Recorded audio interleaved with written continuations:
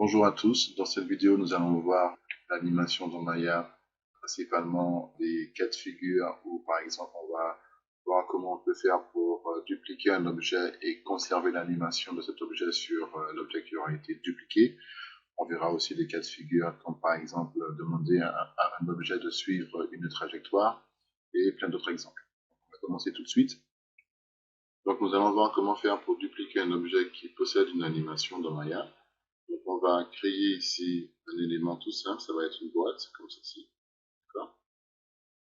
Voilà. Ensuite, je vais lui mettre des valeurs rondes ici pour pouvoir animer cet élément. Ça, on l'a déjà fait plusieurs fois. Hein. Ici, je vais lui mettre 2 pour poser la boîte au sol. Et puis, je vais passer ici dans la vue de front. Je vais sélectionner ici l'outil Move. Je vais appuyer sur D pour activer ici l'édition du point de pivot. Et je vais activer ici cette option qui va me permettre de déplacer le point de pivot en fonction des points de ma grille. Et j'appuie sur D pour valider. C'est fait. Voilà. Une fois que c'est fait, je vais pouvoir revenir ici de ma vue de perspective et faire une animation toute simple sur la boîte. Donc je vais lui demander ici à la frame 1 d'avoir un scale qui sera à 0. J'appuie sur S. Sur S. Voilà. Je vais faire une animation ici. Je vais faire un clic droit, delete selected. Voilà. Je sélectionne ici ma boîte, on voit que c'est bon. Ensuite, je vais aller sur la frame 25 et je vais lui demander à ce que mes éléments ici soient à un scale de 1. Et j'appuie sur S une fois que j'ai fait ça. Je sélectionne sur S. Et là, on voit que j'ai une animation vraiment basique au niveau de ma boîte ici. Donc, maintenant vient l'étape qui va consister à dupliquer cette boîte et on va essayer de conserver son animation. Pour ce faire, je vais sélectionner ici l'outil Move et je vais appuyer sur Shift et je vais dupliquer ici mon objet. Et quand je fais ça, eh bien, on peut voir que sur les côtés ici, on n'a pas de petite barre rouge, ce qui nous indique visuellement que notre objet n'a pas du tout de clé d'animation. Si je viens ici, je vois qu'effectivement, on a toujours les clés qui sont conservées sur l'objet PCube 1. Donc on peut le voir ici, hein, quand je joue mon animation, il n'y a rien qui se passe ici. Alors, l'une des options pour pouvoir copier-coller des clés d'animation est de le faire au niveau de la timeline ici. Si j'appuie sur Shift et que je me mets au niveau de la frame 25, donc à peu près à la frame 26, et que je fais un clic gauche, et que je glisse ma souris jusqu'à la frame 1, eh bien on voit que je peux sélectionner les clés qui m'intéressent ici. Et une fois que j'ai fait ça, je peux faire un clic droit et je peux faire un copie. Alors je peux ensuite sélectionner cette boîte et toujours au niveau de la timeline, hein, alors que mon curseur est sur la frame 1, je peux faire un clic droit et je peux faire un paste. Et là on voit que notre objet a disparu, mais sur la PCube 2, on a des clés d'animation qui sont posées et ce sont ces clés d'animation que nous sommes en train de visionner, de regarder en ce moment au niveau de la timeline. Si je joue mon animation, on voit que apparemment les deux éléments, il n'y a qu'un seul élément qui se met à s'animer, alors qu'en fait les deux éléments sont tout simplement superposés l'un sur l'autre. Alors, si je veux maintenant bouger cet élément sur les côtés, ben je peux sélectionner ici mon PQ2, aller sur Windows, Animation Editors, et là je peux aller sur le Graph Editor. Si je veux le bouger au niveau de l'axe Z, hein, je le vois ici au niveau de ses couleurs, le Z c'est du bleu, donc en translation. Il me suffit de sélectionner ces deux clés-là en fait, et de lui entrer une valeur comme par exemple 20, moins 20 peut-être, moins 20, ou moins 10 peut-être. Voilà.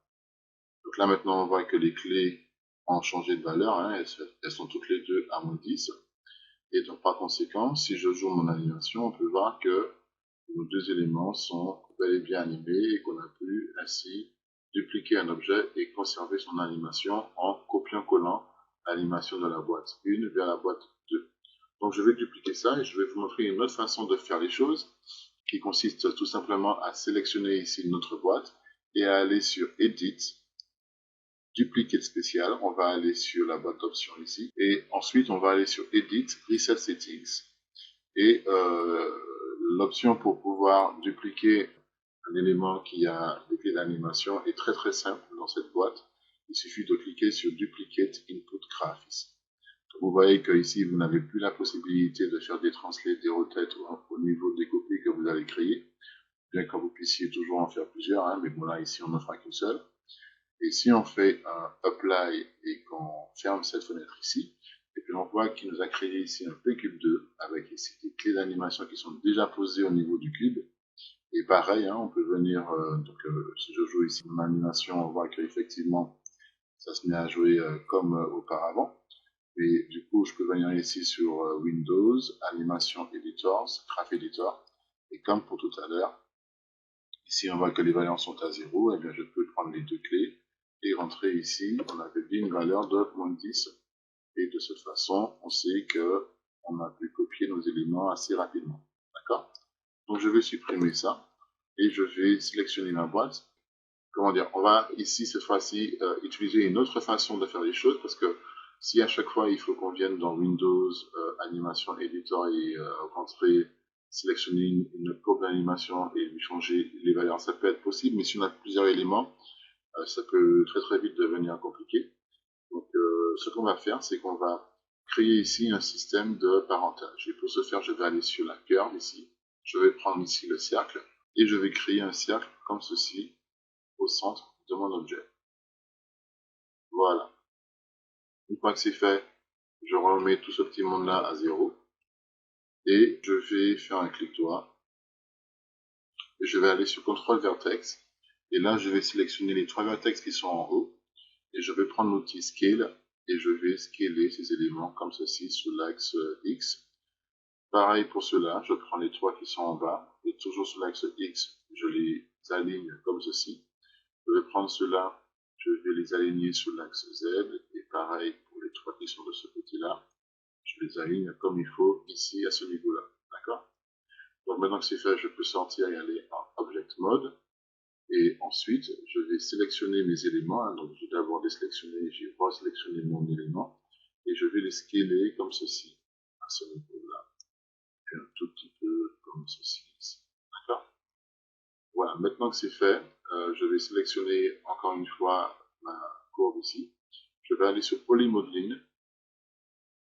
Et là, je vais faire un Delete by Type History et un Freeze Transform. Et on voit que les valeurs vont se mettre à jour comme il faut. D'accord? Donc là, j'ai vraiment fait ce qu'il faut pour que cet élément ne conserve pas de valeur bizarre au niveau avant d'appliquer un système de parentage. Donc du coup, je peux sélectionner ici cet élément, appuyer sur CTRL, prendre cet élément et appuyer sur P. Donc là, j'ai un système de parentage et si je joue mon animation, on voit que tout se passe convenablement.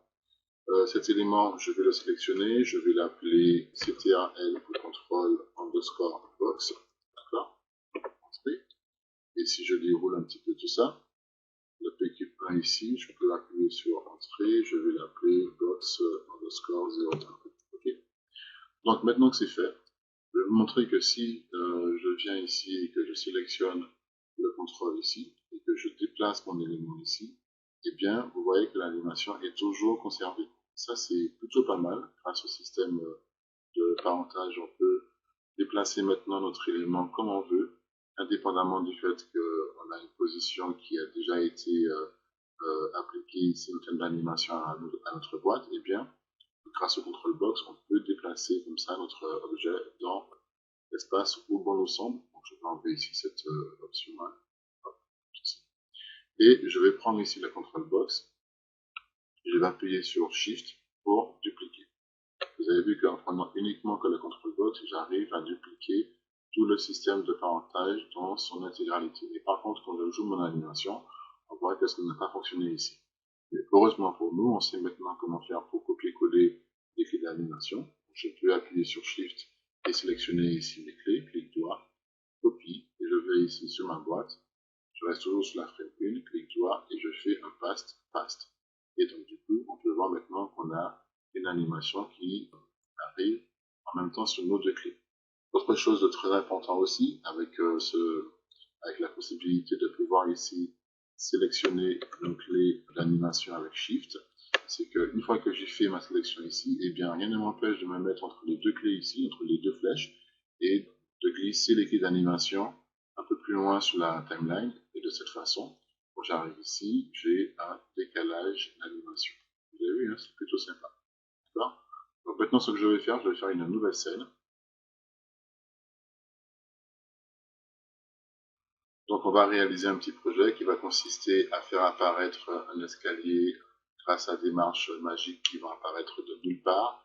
Et pour ce faire, on va créer ici une marche. Hein. Donc on va prendre ici l'outil boîte et on va créer donc une marche d'escalier comme ceci.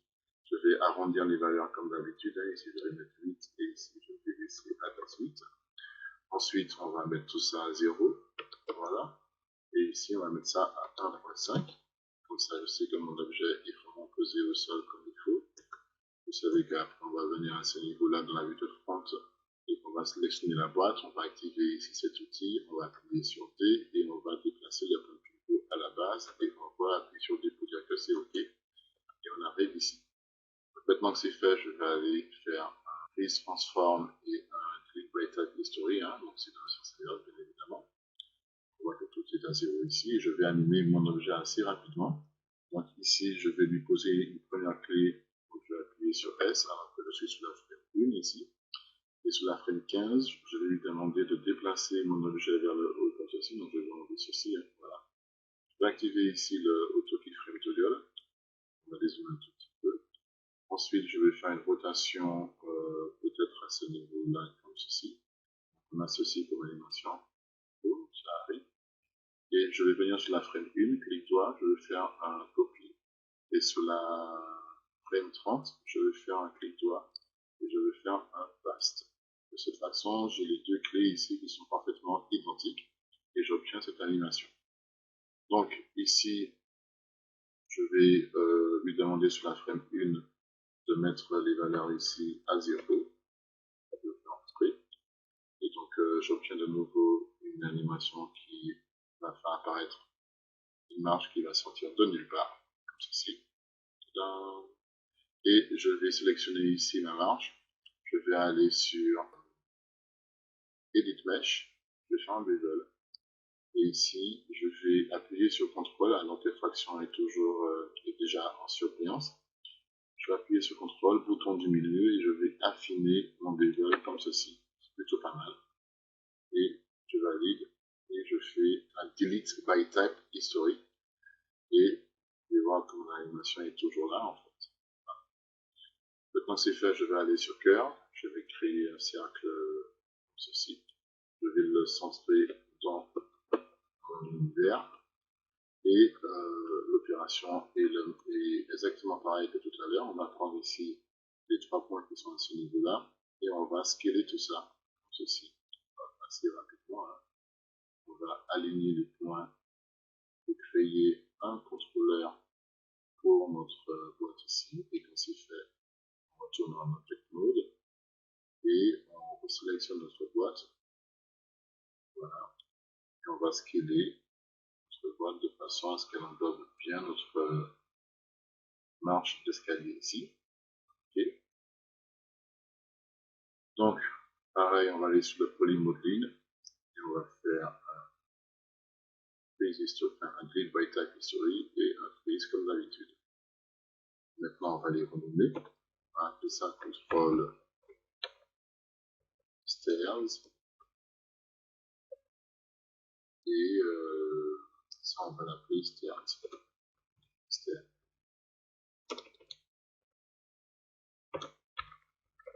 Voilà.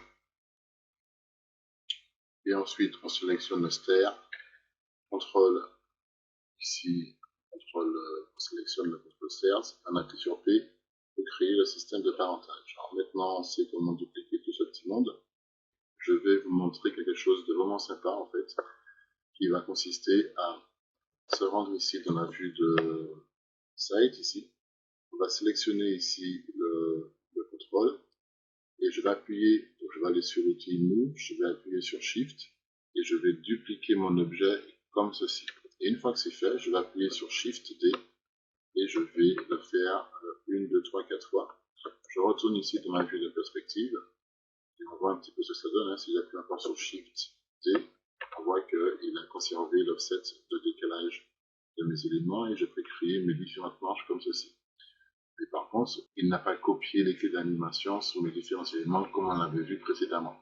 Et pour ce faire, on sait que maintenant il faut venir ici au niveau de la timeline, Shift, on va sélectionner ici nos clés, clic droit, on va faire un copie, et ensuite on va sélectionner nos éléments avec Shift, comme ceci, et je vais faire un clic droit, je reste toujours sur la frame 1 et je fais un paste. Et quand on regarde au niveau de l'animation ce que ça donne, on a ceci qui apparaît. Alors maintenant, une dernière étape, pour que tout puisse être un petit peu plus joli, donc il y a pas mal que tout apparaisse à peu près au même moment. Eh bien, je vais aller sur Windows, Animators, Animation Editors, Dropsheet, et là, je vais sélectionner mes éléments avec Shift, comme ceci. On est d'accord que ici, c'est la première des animations, c'est la première marche ici. Je vais prendre la deuxième marche, et avec le bouton du milieu, je vais décaler l'animation comme ceci, et je vais faire de même pour les autres. Je vais prendre celle-ci, je m'arrête à ce niveau-là. Je vais prendre celle-là, je m'arrête à ce niveau-là, si je ne me trompe pas. Je vais prendre celle-ci, et je vais m'arrêter avec le bouton du milieu à ce niveau-là. Et enfin, pour la dernière, je vais prendre ces clés-là, et je vais m'arrêter à ce niveau-là. Voilà. Et je regarde maintenant ce que ça me donne en termes d'animation.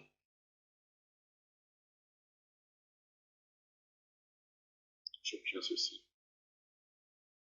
Alors maintenant, si je veux que ça aille un peu plus vite, eh bien, je peux de nouveau aller dans Animation Editors, Top Sheet, sélectionner ici avec Shift les différents éléments de ma scène, et aller sur le Scale ici. Si je vais sur le Top Sheet Summary, je peux donc venir à ce niveau-là, bouton du milieu, pour cliquer ici, et je peux scaler avec le clic gauche mon animation comme ceci. Et je peux regarder ce que ça donne en termes de timing. Et là, c'est plutôt pas mal. Ça me va très bien. Donc, j'obtiens ceci. J'appuie sur F. Et voilà. Donc, je vais sortir d'ici. Je vais faire File, New Scene. Donc, dans cette nouvelle scène, nous allons créer une balle qui rebondit. Elle va grimper des marches. Et pour ce faire, on va créer une sphère. Vous avez vu, c'est pas sans jeu de mots. On va créer une sphère donc, ici à ce niveau-là. Comme d'habitude, on va aller entrer comme valeur 3. Ici, on va mettre tout ça à 0 et on va entrer ici 3 parce que c'est une sphère. Et ensuite, on va lui créer un petit rig. C'est-à-dire qu'on va venir ici, on va créer un cercle comme ceci, qu'on va mettre à 0 ici. Et ensuite, on va apparenter tout ça, mais avant, on va penser à nommer nos éléments. Donc, je vais l'appeler contrôle. Oups, je suis trompé.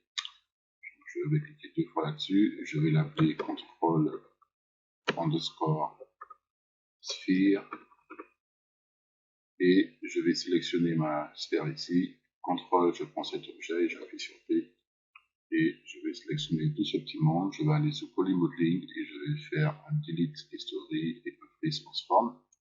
Et ensuite, on va s'occuper maintenant de mettre des clés d'animation sur notre balle pour qu'elle rebondisse. Donc, on va aller sur le Translate Y, parce que c'est marqué ici. On clique droit ici, qui est Selected sur la frame 1. On va aller sur la frame 30 ensuite. On va faire la même chose. Clic droit et Selected. Je peux activer ici le Auto Keyframe. Et je vais ensuite aller sur la frame 15. Et je vais déplacer mon objet vers le haut. Une fois que c'est fait, je regarde l'animation que ça me donne. C'est plutôt pas mal. Ici, j'ai le Graph Editor qui est déjà activé ici. Je l'ai eu en allant sur Animation. J'ai changé ici mon interface en animation. Et grâce à ça, j'ai mon Graph Editor qui est ici, que je peux ouvrir et que je peux fermer en cliquant dessus. Je vais appuyer ici sur F pour bien faire apparaître ma courbe d'animation au niveau du Translate Y. Et ici, je vais faire un clic droit, je vais prendre la clé du milieu et je vais lui demander de faire un weighted tangent. De cette façon, je peux sélectionner ici cette tangente et étirer la tangente comme ceci parce que je veux que quand ma sphère arrive en haut, qu'elle reste un tout petit peu plus longtemps en haut avant de redescendre. Et sur les deux clés d'en bas ici, je vais les sélectionner, je vais faire un clic droit, je vais faire un break tangent, je vais lui demander ici de demander à ce que la sphère ne reste pas trop longtemps au sol, puisqu'il s'agit d'un choc entre le sol et la sphère, donc il n'y a pas de raison qu'elle reste coincée sous le sol. Hein. Donc je vais prendre ici cette tangente ici, et je vais faire la même chose. Et puis je vais en profiter pour aller sur Curve, Post Infinity, faire un cycle, et faire exactement la même chose pour le Pre-Infinity. Je vais faire aussi un cycle, et si je ne vois pas ici ma boucle qui se répète, et bien je vous rappelle qu'on peut venir sur View, et on peut cliquer ici sur Infinity, comme ça on voit ce que ça devrait donner. Donc, si je viens ici au début de mon animation et que j'appuie sur Play, on peut voir donc ce bal qui rebondit. Donc on va lui ajouter maintenant un effet de stretch and squash. Et pour ce faire, je vais mettre pause ici et je vais sur l'axe Y mettre un scale, mettre une clé à ce niveau-là et je vais lui demander de me rentrer comme valeur 0.4. Je vais faire la même chose sur la frame 30 ici. On va lui rentrer un 0.4. Je vais faire un clic selected ici. Et sur la frame 15 ici, on va lui mettre comme valeur 1, comme ceci. Si je regarde ici mes deux clés en les sélectionnant, on voit que j'ai cette animation.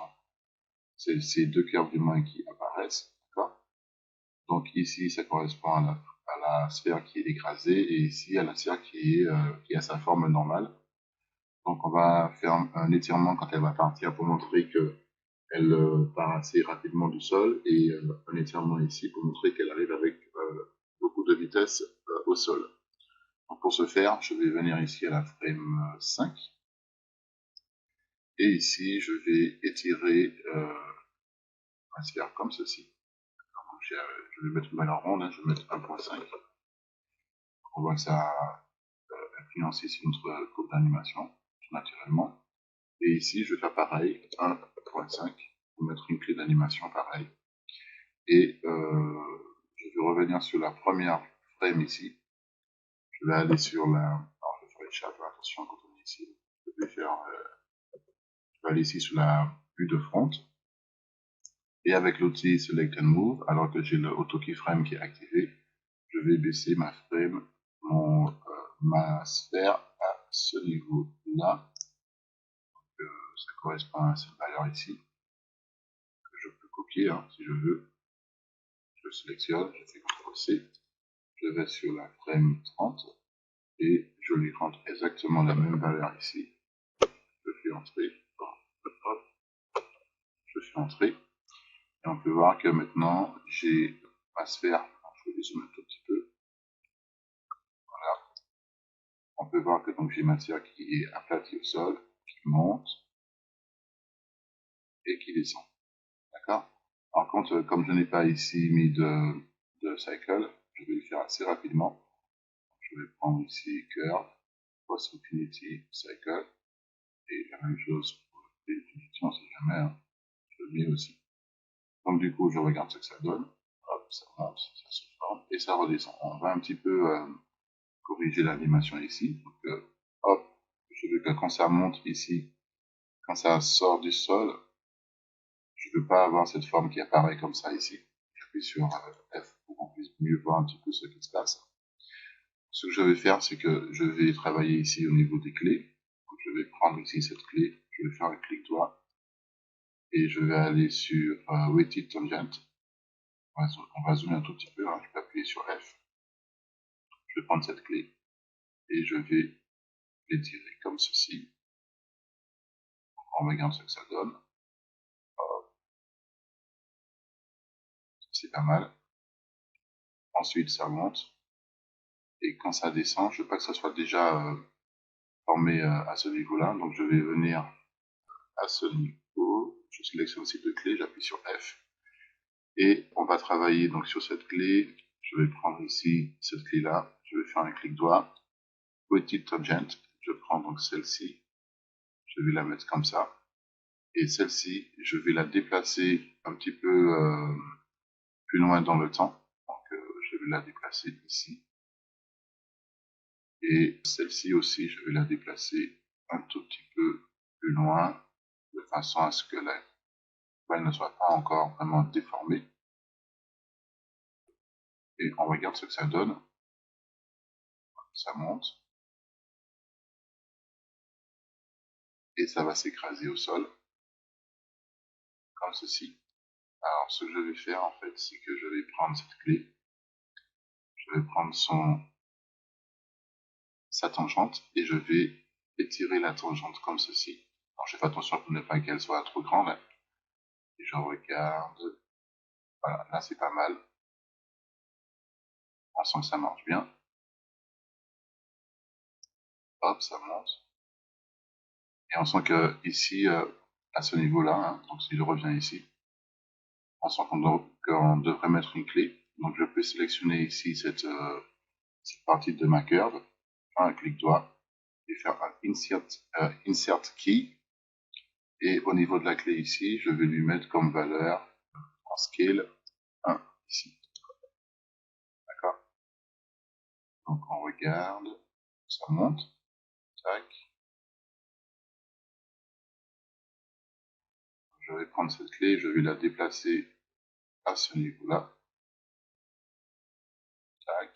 Ça se forme. Hop, ça se déforme. Peut-être qu'elle devrait déjà se déformer quand elle arrive ici. Donc je vais prendre cette clé et je vais la déplacer à ce niveau-là. On regarde, hop, ça se forme et ça se déforme et voilà. Donc là, je pense qu'on a fini avec l'animation de notre balle qui rebondit. Donc je vais repasser en mode perspective, en vue perspective plutôt. Je peux faire play, donc je peux fermer ça aussi, hein, ici. Je peux faire play et observer mon animation. Là, je pense que c'est plutôt sympa. Et maintenant qu'on a fait ça, on va faire maintenant l'animation de la balle qui va monter des marches. Et pour ce faire, je vais créer donc ici une marche comme tout à l'heure. Voilà, ça. Vous vous rappelez qu'on est allé sur Modeling ensuite. Edit Mesh, on a utilisé le Bevel. Je vais cliquer sur Bevel. Ici sur Fraction, qui est déjà sélectionné, j'appuie sur CTRL et j'ajuste mon Bevel bien comme il faut. Je pense que là c'est plutôt pas mal. D'accord. Peut-être que le polycube au niveau de sa hauteur est un peu trop grand, donc je vais je vais venir ici sur le depth. Alors c'est le 8 plutôt, excusez-moi. On va le baisser un tout petit peu comme ceci. Ok. Alors j'aime bien entrer des valeurs rondes, donc on va aller sur le polycube 1 ici et je vais lui mettre 24. Ici on va lui mettre 4 et ici on va lui mettre 7, 8. Ok. Allez, 10. Et une fois que c'est fait, on peut faire un freeze transform. Et là, on peut dire que notre élément est prêt à être animé. Je vais plus le mettre un petit peu sur les côtés quand même. Voilà, comme ceci. Voilà, il se transforme. Et ensuite, je vais aller en vue de front. Voilà. Et là, je vais appuyer sur Shift et je vais dupliquer mon objet comme ceci pour le poser bien comme il faut sur mon escalier. Je retourne en vue de perspective. On va les zoomer un tout petit peu. Et ici, je vais appuyer sur Shift D pour créer mes marges. Et sur la dernière marche ici, je vais aller en modeling sur cet objet. Là, il est en content browser. Je ne sais pas pourquoi il ne s'est pas mis à jour. Parce que je suis en animation, excusez-moi. Donc, on va venir ici sur Maya classique. Et je vais aller sur modeling. Je vais prendre ici cette face-là. Et je vais, non, pas cette face-là. Comme ça, je vais prendre plutôt les vertex. Je vais prendre tout ça. Bien d'avoir tous mes points sélectionnés. Et je vais étirer ceci, ces points-là, pour avoir un plateau plus grand ici. Et je vais revenir en mode objet ici. D'accord. Donc là, on a notre scène qui est prête. On va faire l'animation de la balle qui rebondit. Donc, je vous rappelle qu'on a déjà créé l'animation sur la sphère. Et on a créé ici un petit rig pour pouvoir animer tout ça. Vous allez voir que le reste est plutôt simple à réaliser. Donc, on va sélectionner ici notre contrôleur. On va aller sur la channel box. Et ici, je vais mettre des clés sur mon élément en appuyant sur S. Et ensuite, je vais identifier le moment où, je sais que c'est la frame 30, où ma sphère est censée s'écraser au sol. Et là, donc je peux passer aussi en vue de front ici, hein, ce sera beaucoup plus simple à animer. Je peux enlever la grille si ça me dérange. Et là, je vais déplacer mon objet ici parce que je sais que j'ai mon auto keyframe qui est activé. Donc je peux appuyer sur F et positionner mon élément bien comme il faut au sol. Aller sur la frame 60 et faire exactement la même opération. Je vais venir ici. Alors, 59 hein, pour le coup, excusez-moi. Donc on va supprimer la frame 60 ici. Je vais appuyer sur Shift. Clic droit, je vais faire un delete. Donc frame 50, c'est a priori à ce moment qu'elle va heurter le sol. Donc je viens ici, hop, je la positionne comme il faut, j'appuie sur F. Voilà, on vient mon élément. Donc je vais prendre ça ici. Je vais mettre ça à ce niveau-là. Ok, donc on regarde ce que ça donne jusqu'à présent. Donc on a une balle qui rebondit, hop, qui arrive ici. Elle peut marquer un temps d'arrêt, hein, juste pour le principe, d'accord. Je peux cliquer 2 fois ici et bon, on va bouger ça comme ça ici, ce sera plus simple. Et donc maintenant qu'on a fait ça, on va s'occuper du reste. Donc là on est ici, donc, elle arrive, elle rebondit une fois. Et ici, on va prendre donc notre...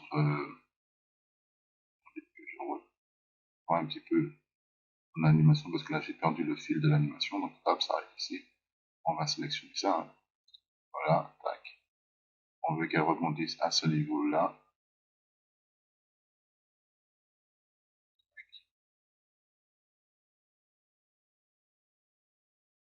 Donc ici, on va lui mettre aussi une frame.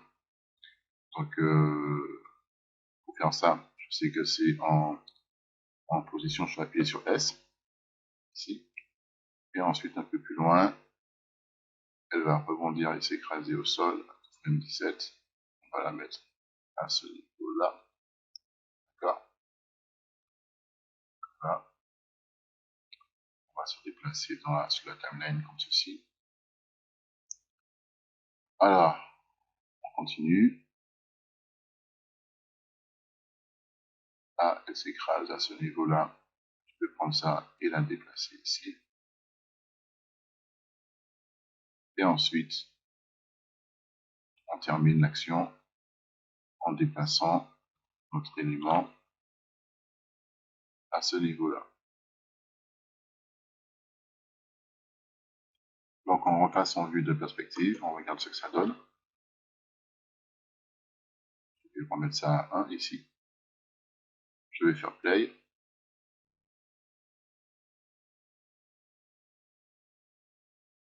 Voilà, elle m'arrête en arrêt. Et là, elle monte. Donc, vous avez vu le principe pour faire une balle qui s'anime et qui monte des marches. Donc je vais créer maintenant une nouvelle scène.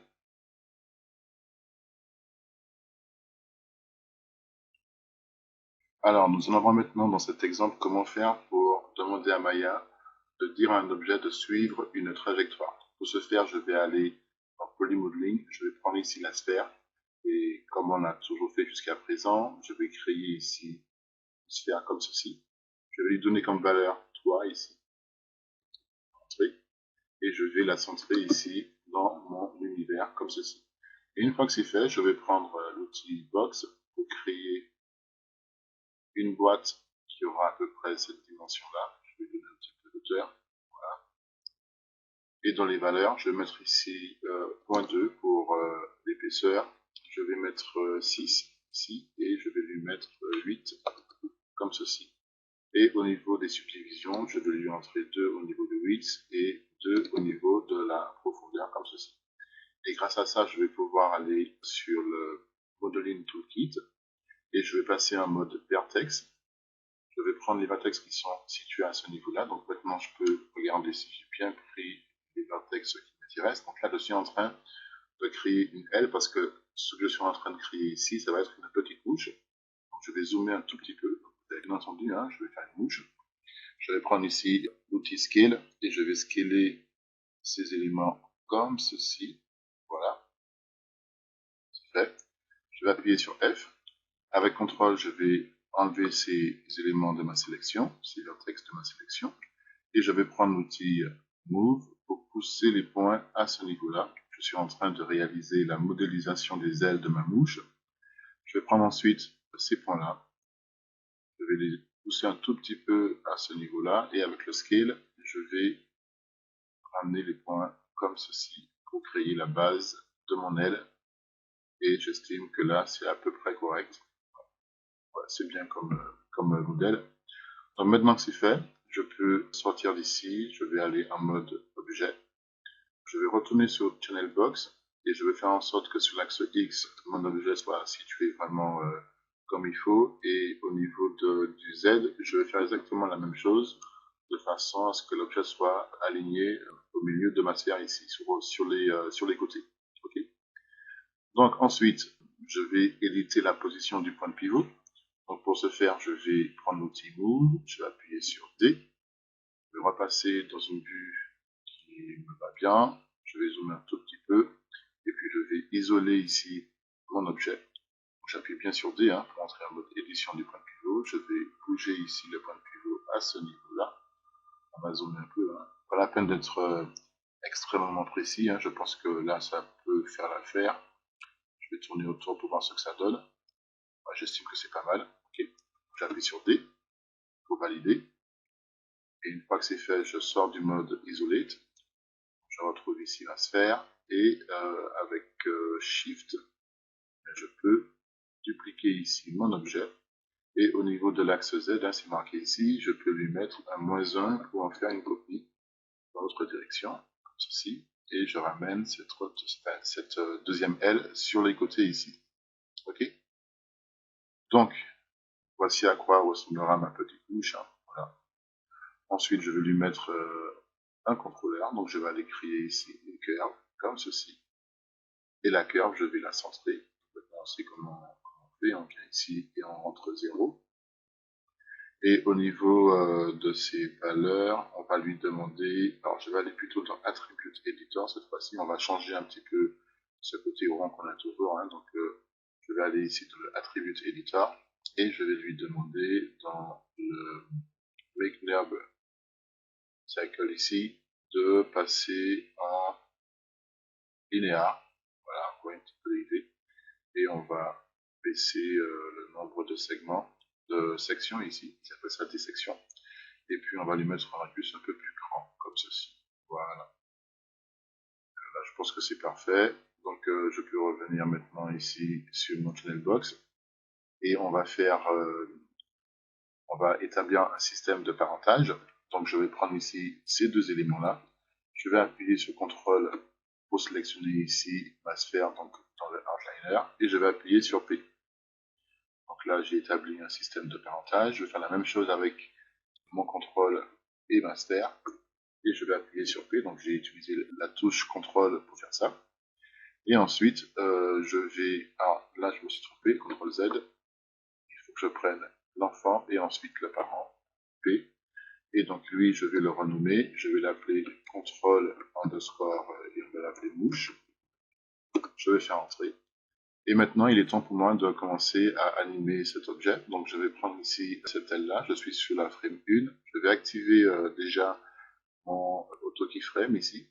Et je sais que je vais faire une rotation pour que les ailes puissent s'animer. Donc, on va travailler sur 24 frames pour que ce soit un petit peu rapide. Hein. Donc, je vais déjà mettre ma ligne de temps à une bonne valeur ici, pour qu'on puisse bien voir les différentes clés.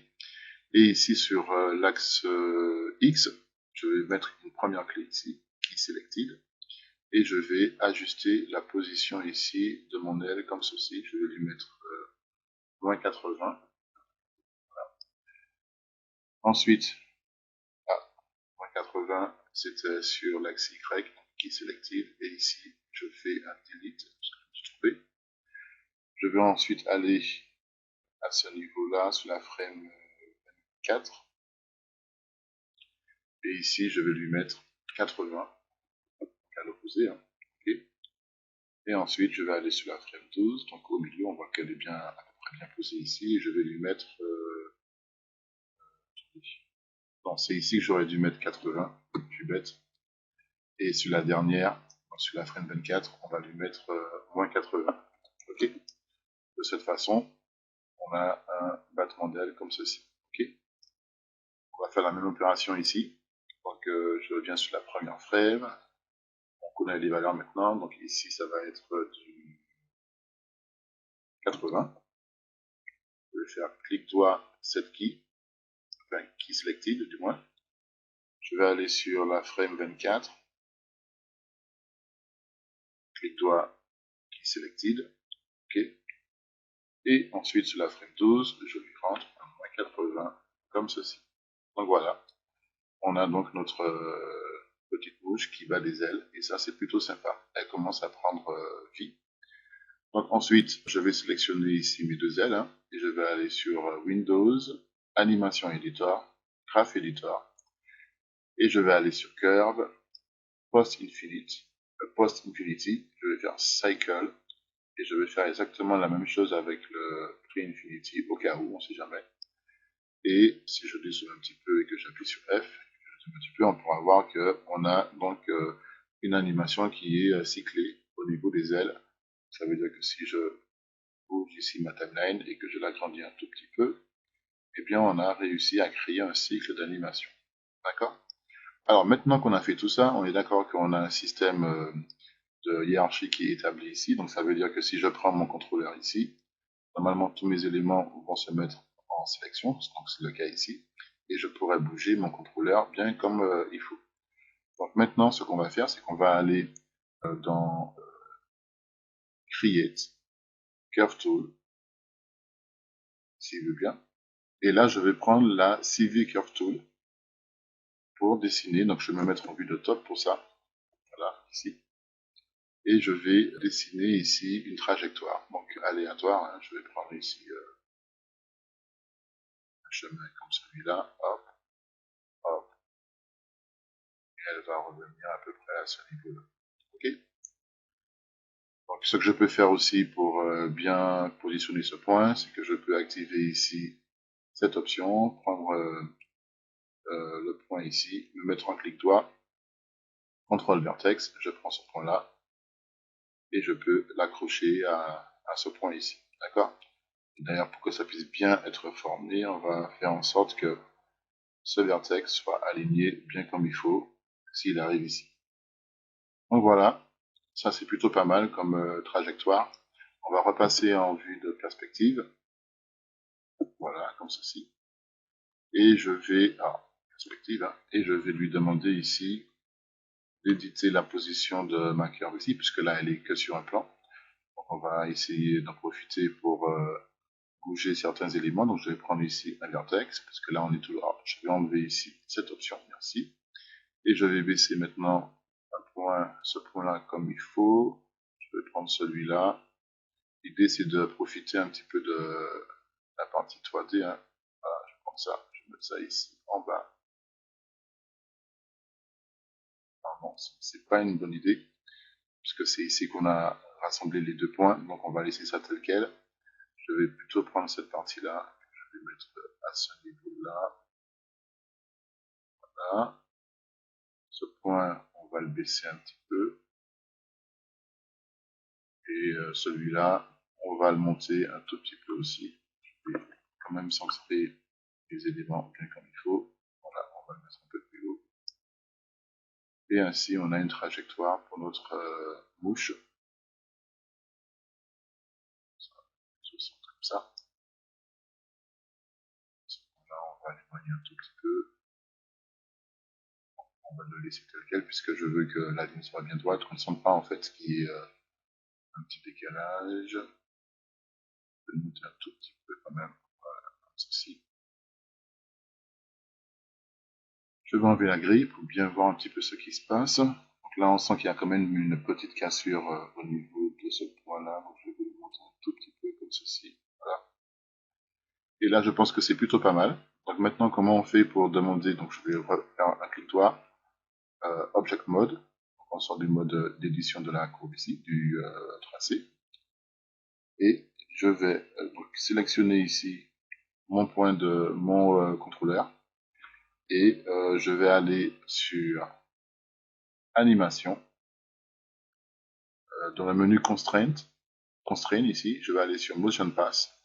Et je vais aller sur la boîte d'options ici de Attach to Motion Pass. Je vais aller sur la boîte d'options. Je vais faire un Edit Preset Settings pour être sûr qu'on ait les informations par défaut ici qui soient activées. Et je vais regarder en fait dans quelle direction se trouve. Donc là, on sait que le point de départ c'est ici. Elle va aller par là. Donc dans quelle direction je veux que mon objet se dirige. Ça va être sur le front axis X. Donc c'est déjà à peu près pas mal. Hein. Je trouve que ça c'est plutôt pas mal. Et je veux que l'animation dure le temps qui est défini au niveau de mon time slider. Donc en l'occurrence 200 frames. Et je vais laisser tout par défaut. Je vais faire Apply. Ah oui, et là il me dit attention, il faut sélectionner une curve, sinon ça ne marchera pas. Donc ici je viens dans mon outliner, je prends ma curve et je fais apply. Et quand je fais ça, vous voyez que l'objet il a disparu parce que j'ai cette option, je me suis déjà mis à la frame 84.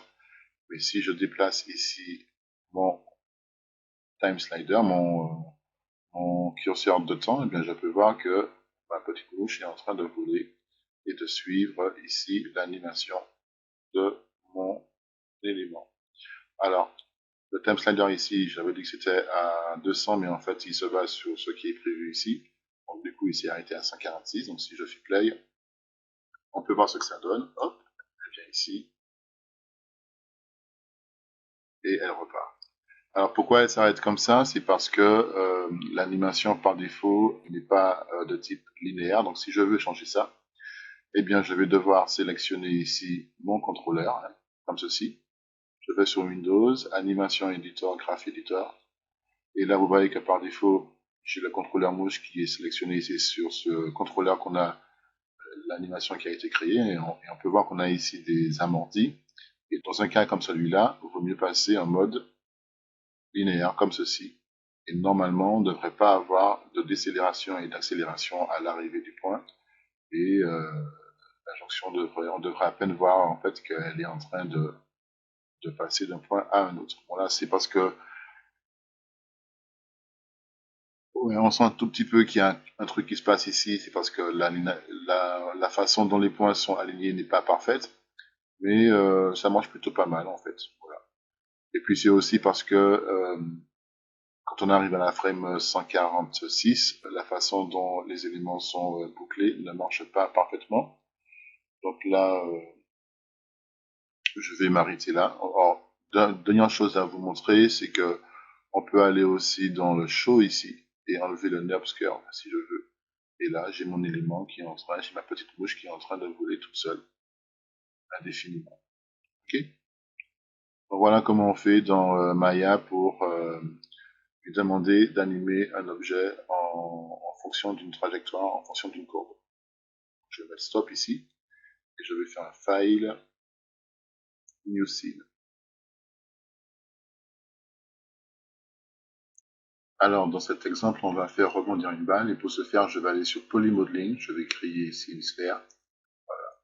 Je vais dézoomer un tout petit peu. Je vais aller sur l'outil Move et je vais mettre cette balle un petit peu vers le haut. Je vais passer en vue de front. Je vais appuyer sur F, dézoomer un tout petit peu, déplacer ça vers le haut comme ceci. Et je vais poser des clés uniquement que sur deux axes. Donc ça va être Translate et Y. Donc toi ici, Key Selected. Et ensuite, je vais aller sur la frame 15 et je vais lui demander de me déplacer ma balle à ce niveau-là au sol. Donc j'ai oublié ici de lui mettre un radius de 3. De cette façon, je peux rentrer ici 3 pour bien la poser au sol. Ici, j'ai activé le Auto Keyframe Toggle. Donc du coup, toutes mes transformations sont enregistrées comme il faut. Et ensuite, je vais continuer donc l'animation. Je vais estimer que elle va arriver à peu près à ce niveau-là. Ensuite, ma sphère, donc elle va monter, on va dire, à ce niveau-là, comme ceci. Et ensuite, elle va redescendre à peu près à ce niveau-là, comme ceci. C'est parfait, elle est à 3.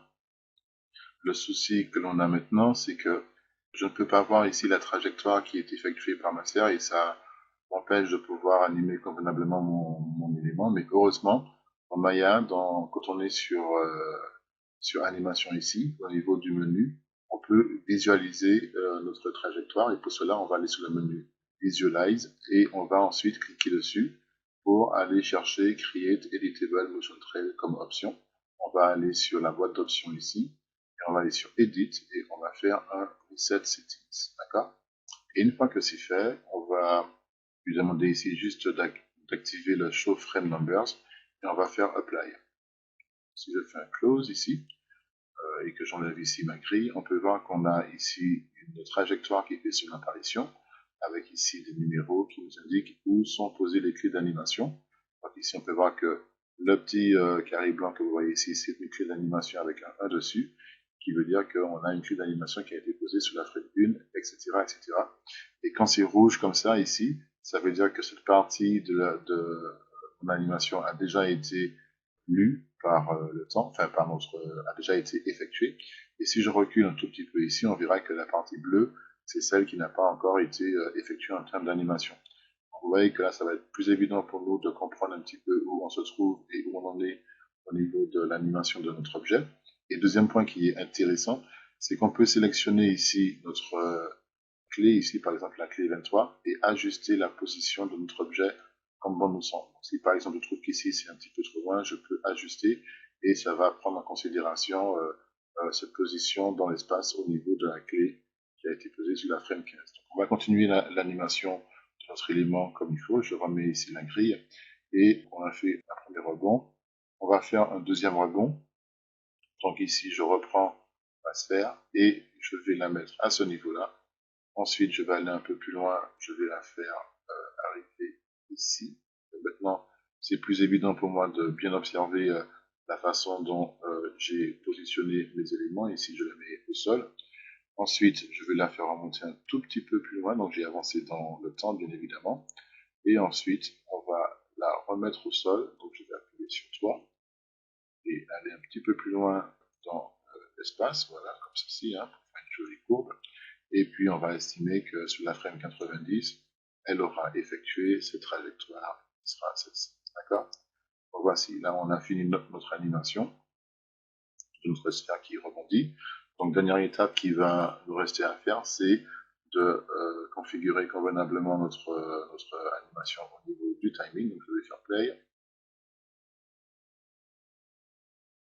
Voilà, je trouve qu'ici, il y a un petit peu trop d'écart. Donc, je vais aller sur Windows Animation Editor et je vais choisir le top sheet. Voilà. Je vais aller sur Sphere ici, Translate, et je vais prendre donc mes clés d'animation qui sont ici. Voilà. Donc là, je prends les deux clés en Translate, c'est en Y, hein, très important, et je vais avec le bouton du milieu. Alors, j'ai oublié de prendre celle-ci d'ailleurs. Avec le bouton du milieu, je vais rapprocher mes clés comme ceci. D'accord? Ça va donner quelque chose qui sera comme ça. Donc là, je suis en train de gérer le timing au niveau de mon animation. Je vais faire play.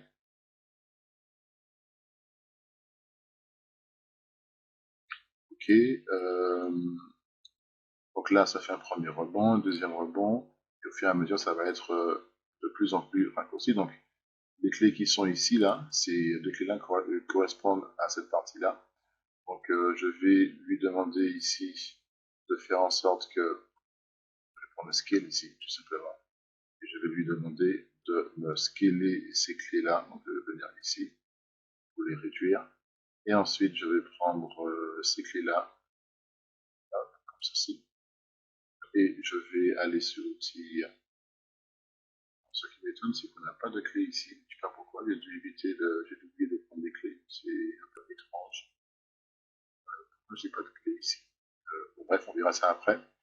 Donc, je vais prendre ces éléments-là, d'accord, et je vais les déplacer avec l'outil Move à ce niveau-là. Donc, je regarde ce que ça donne en termes de timing.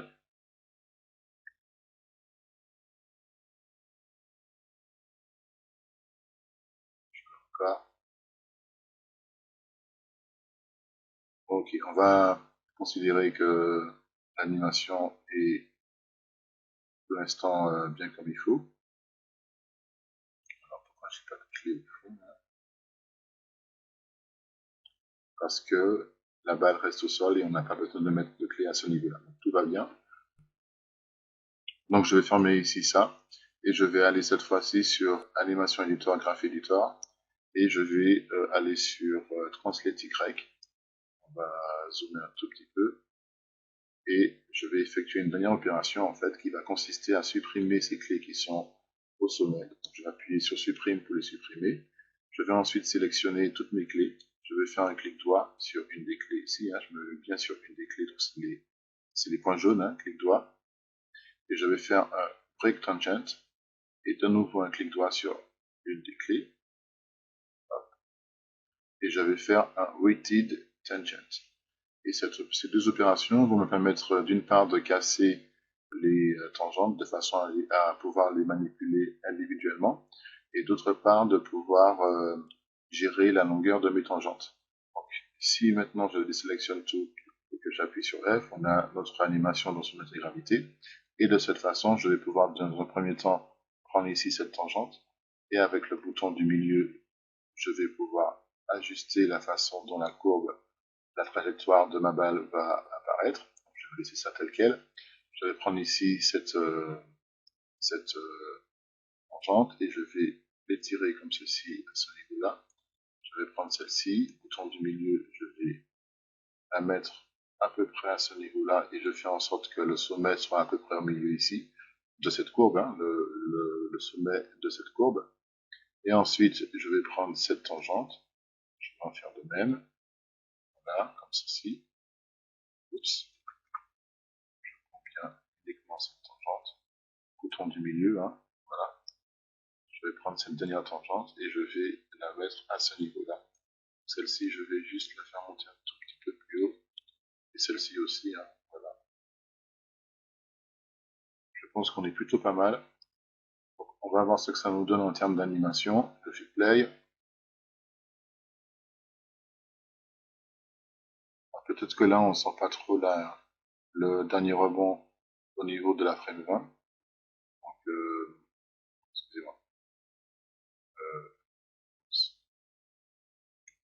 On va venir ici. Donc, de la frame 30 plutôt. On n'a pas le dernier rebond. En fait, ça doit être une clé qui ne sert strictement à rien. Donc, je vais essayer de regarder pourquoi j'ai une clé d'animation à ce niveau-là. Donc, Windows, animation, Graph Editor. Je regarde si j'ai une clé sur la frame 30. C'est celle-ci. Ah ok, je sais aussi. On a oublié de faire quelque chose qui consiste à aller sur la frame, sur la canal Translate X. On va prendre uniquement que cet élément-là. Et on voit qu'on a cette animation qui correspond à l'avancement de notre balle dans le temps au niveau de l'espace aussi. Donc je vais prendre ces clés-là et je vais les supprimer tout simplement. Alors, pas comme ça. Oups, oups. Voilà, je reprends tout ça. Parfait. Donc je veux avoir uniquement que cet élément. Je peux appuyer sur F. Et ce que je veux, c'est que lorsque la balle arrive sur la fin, eh bien qu'elle ralentisse plus que ça. Donc je vais faire un clic droit ici. Je vais faire un weighted tangent. Je vais prendre cette partie-là et je vais la pousser un petit peu comme ceci. D'accord. Donc là, elle va vraiment ralentir sur la fin. Et au tout début, je vais faire un clic droit, break tangent, clic droit, weighted tangent, et je vais prendre ici cet élément, bouton du milieu, et je vais lui demander à ce que ma balle accélère à peu près à ce niveau-là. Au tout début, quand elle démarre, elle va partir assez rapidement pour finalement ralentir. Donc, on regarde maintenant ce que ça donne. Je retourne dans ma vue de perspective. Je trouve un point d'angle de vue. Et là maintenant, on a une animation qui est plutôt sympa. Hein, une trajectoire qui est plutôt pas mal. Je vais faire play.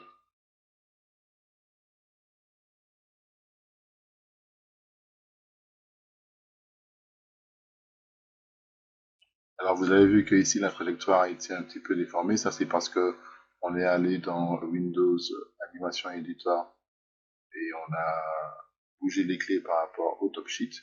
Donc l'une des solutions consisterait à supprimer cet élément. Si je fais play, vous allez voir que l'animation sera toujours présente, d'accord?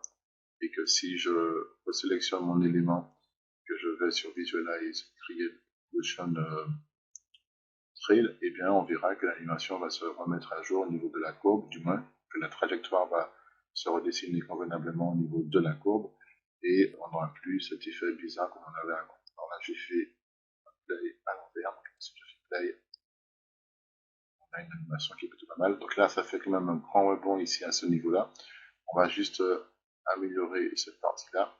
Je vais aller sur le top sheet. Et le grand rebond il se trouve donc juste ici. On va sélectionner ces clés-là, s'il veut bien. Bouton du milieu, on est sur le Move et on va réduire le rebond comme il faut.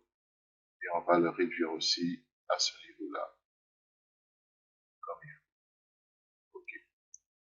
Maintenant, je pense qu'on est plutôt pas mal. Si je fais play, on a notre balle qui rebondit. Ok.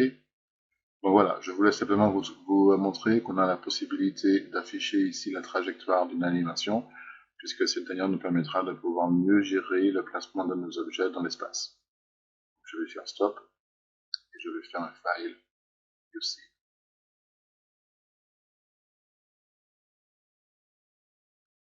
Alors, dans ce dernier exemple, il me reste à vous montrer les calques d'animation dans Maya.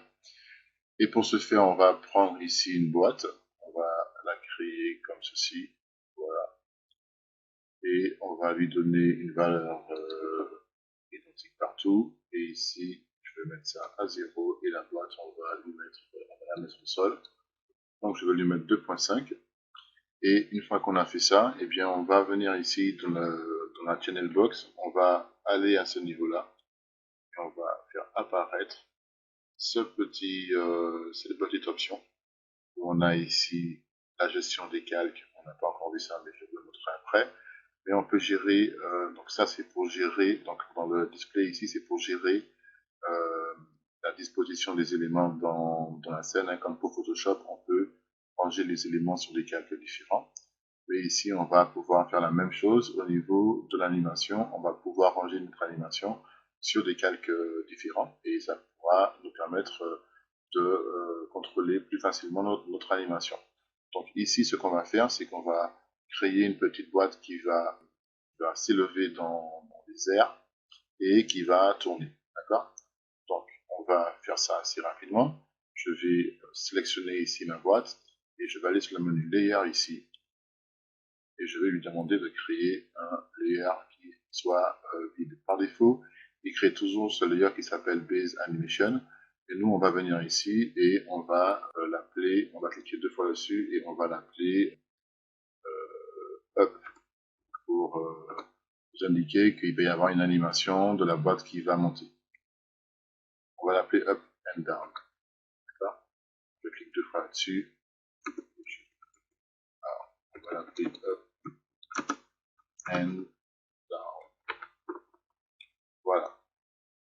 Donc, il n'a pas pris down, entrée. Pourquoi il ne prend pas? Up and down. Voilà. J'ai fait entrer du pavé numérique, hein, très important. Et il n'a toujours pas pris. Hein. Bon, ben, c'est pas grave, on va l'appeler up. Et dans ce calque-là, je vais faire donc un clic droit sur ce calque. Donc, je le sélectionne. Hein. Vous avez vu qu'ici, on a un petit point vert qui indique que toutes les animations qui vont être créées sur ce calque-là. Et moi, je veux que l'animation existe sur celui-là. Donc, pour que ce calque puisse être pris en considération, je vais faire un clic droit et je vais lui dire, alors que mon objet est sélectionné ici, Add Selected Objects. Et là, on voit que le rond vert s'est mis à ce niveau-là pour nous indiquer que c'est dorénavant sur ce calque-là que l'animation va être créée. Et donc, je vais en profiter aussi pour vous montrer que à ce niveau-là, on n'a plus de petits traits rouges, de petites barres rouges, mais on a une petite barre verte. qui nous indique quand on va dessus que tous ces éléments, tous ces canaux sont connectés au layer up, c'est marqué ici, d'accord? Donc du coup, je vais animer ma boîte au niveau du translate Y. Je vais faire donc un clic droit à ce niveau-là et je vais faire un key selective. Je vais aussi activer le keyframe, le automatic keyframe ici. Et je vais aller sur la frame 25 et je vais lui demander, alors on va plutôt aller sur la frame 24, tiens. Et je vais lui demander de me créer également une clé à ce niveau-là, key selected. Donc là, la frame 1 et la frame 24 partagent les mêmes informations en termes de valeur pour l'axe Y. Et sur la frame 14, 12 plutôt, excusez-moi, 12, je vais lui demander de me monter la boîte à ce niveau-là et je vais lui mettre 12, tiens. Voilà. Donc du coup, j'ai ceci comme animation au niveau de l'axe du layer up. Alors ensuite, je vais aller sur layer et je vais faire un create empty layer. Et celui-là, je vais l'appeler, je ferai là-dessus, ici, et je vais l'appeler rotate. Voilà, entrée. Et je vais faire une rotation de ce layer. Donc, je vais venir ici. Je vais dire que ça, c'est la bonne position en termes de rotation au niveau de l'axe Z. Donc, rotate Z ici, je vais faire. Déjà, je vais être sûr que je suis bien sur ce calque-là. Et là, ce n'est pas du tout le cas. Donc, je vais faire un clic droit ici. Et je vais lui demander de m'ajouter cet élément. Et là, je vois que maintenant, l'animation de la rotation va s'effectuer uniquement sur ce calque-là. Et donc là, je vais lui demander de me mettre une clé d'animation au niveau du rotate ici. Je vais faire un clic selected. Et je vais faire un... Et je vais aller ici sur la frame 24. Et je vais lui faire une rotation de 300, moins 360 degrés. C'est ça, on va venir ici. Comme ceci. Et je pense que j'ai fini ici pour ma démonstration. Vous avez vu, c'est sympa, hein, comme animation. Alors, on va boucler un petit peu tout ça. Donc, je vais aller sur Windows, Animation, Editors, Graph Editor. Et je vais vous montrer que pour l'instant, on est sur Rotate. C'est marqué aussi ici. Hein, on peut sélectionner nos calques d'animation à ce niveau-là. Donc, si je sélectionne ici mon objet, on voit que le calque est activé ici. Je se voit au niveau de la flèche verte. Et on le voit uniquement que on devrait voir uniquement que le rotate qui devrait faire son apparition. Donc je vais prendre cet élément et puis je vais lui faire un cycle à ce niveau-là et exactement la même chose au niveau du pre-infinity et je vais lui demander de m'afficher le infinity. Donc là on voit que je ne l'ai pas fait pour le pre-infinity. D'accord. Alors on regarde ce que ça donne en termes d'animation. Ok, parfait. Alors, je resélectionne mon élément, sauf que au niveau du rotate, eh bien, je ne veux pas qu'il ait cette interprétation au niveau des tangentes. Donc, je vais les sélectionner et je vais lui demander de se mettre en linéaire. Donc, du coup, ça va tourner de façon constante. Okay. Ensuite, je vais aller sur le calque up, ici. Donc là, on voit l'animation qui a été créée sur ce calque. Et pareil, je vais faire un cycle en avant et un cycle en arrière. Et on va obtenir donc cette animation. Okay. Alors ce qui est intéressant maintenant avec cette façon d'animer, donc je vais dézoomer un tout petit peu, c'est que à tout moment, donc je vais fermer ça aussi, hein, à tout moment je peux venir ici et je peux masquer un calque, donc il va prendre en considération que ce calque-là, ou faire l'inverse, hein, voilà, vous avez vu, c'est quand même sympa, hein, ou je peux lui demander de pondérer mon animation. Donc là, on voit que là, ce n'est pas très très haut, mais je peux à tout moment rendre l'animation un peu plus importante. Alors si je veux animer à ce niveau-là mon mon up, eh bien, il faut que je clique ici sur le cas pour poser une clé. On va aller un peu plus loin dans le temps, d'accord, à la frame 24. Là, je vais de nouveau poser une clé ici. Et puis, à la frame 45, je vais lui demander de baisser ici sa valeur, comme ceci. Et donc, on regarde ce que ça donne.